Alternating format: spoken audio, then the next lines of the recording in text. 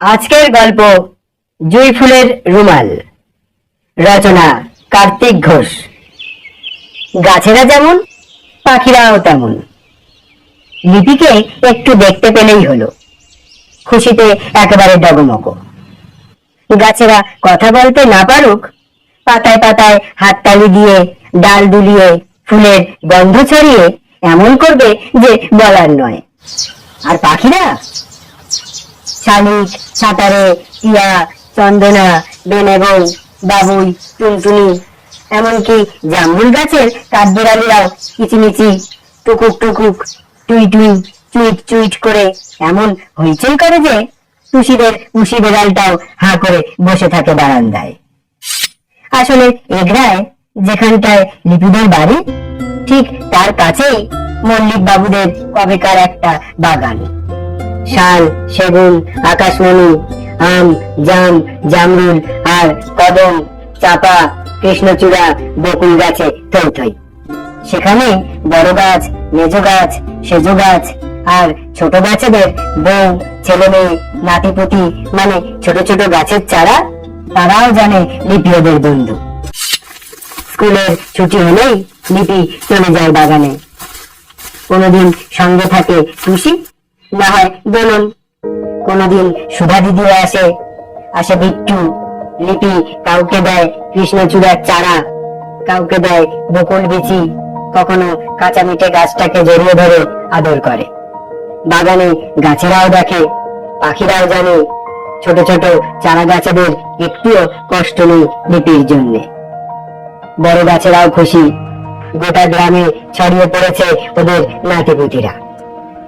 যেখানে ভালো জল, হাওয়া, আলো, সেখানে হঠাৎ খুশিতে হিলহিলে হয়ে ওঠে একটা চারা গাছ। কারো উঠোনে, পুকুরের ধারে, রাস্তার পাশে লুকিয়ে লুকিয়ে গাছ বসিয়ে আসে লিপি। মা কত করে ডাকে, না, ঘরের কাজে একদম মন বসে না লিপির। বাবাও কাজ করে চাষের জমিতে। গাছের চারা যেন ছোট ছোট ছেলে মেয়ে। বাবার কাছে তাদের আদর দেখে একটুও হিংসে হয় না ওর। কিন্তু মাঝি পাড়ার তিনটে ছাগল বড্ড বিদঘুটে। গাছের চারা দেখলেই মুড়িয়ে দেবে কুচমুচ করে।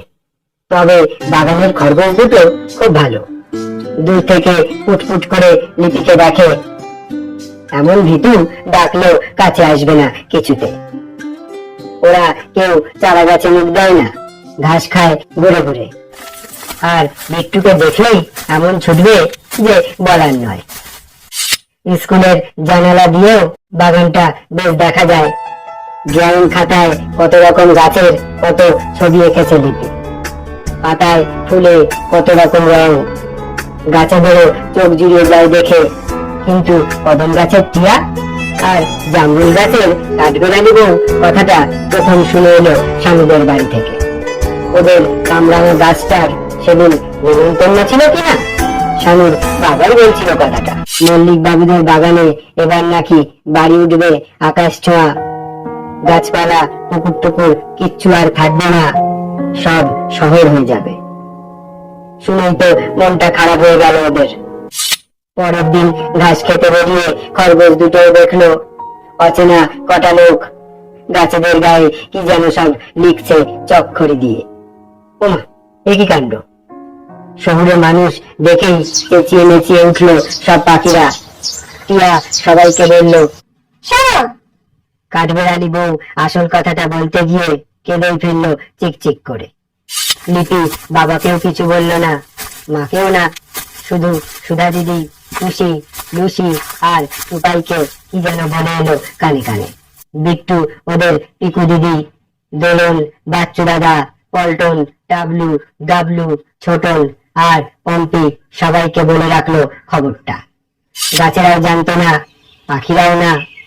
শহর থেকে কাঠুরেরা কবে আসবে শুধু জানতো মল্লিক বাবুদের বাড়ি।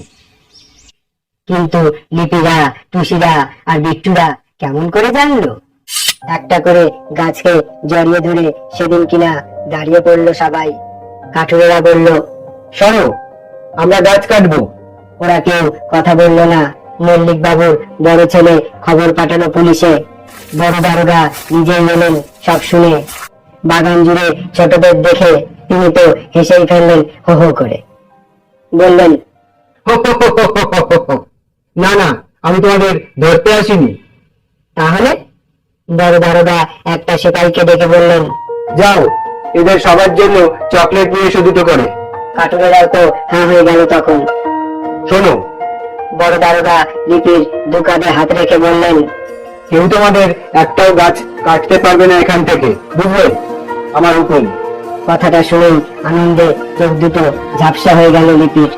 গাছের ডালে ডালে বসেছিল পাখিরা। টিয়া বলল, আমরা ওদের কিছু দেবো না? বাবুই গিন্নি একটু মুচকি হেসে বলল, দেবো বলছি, এই সময় তো জুঁই ফুলের মেলা।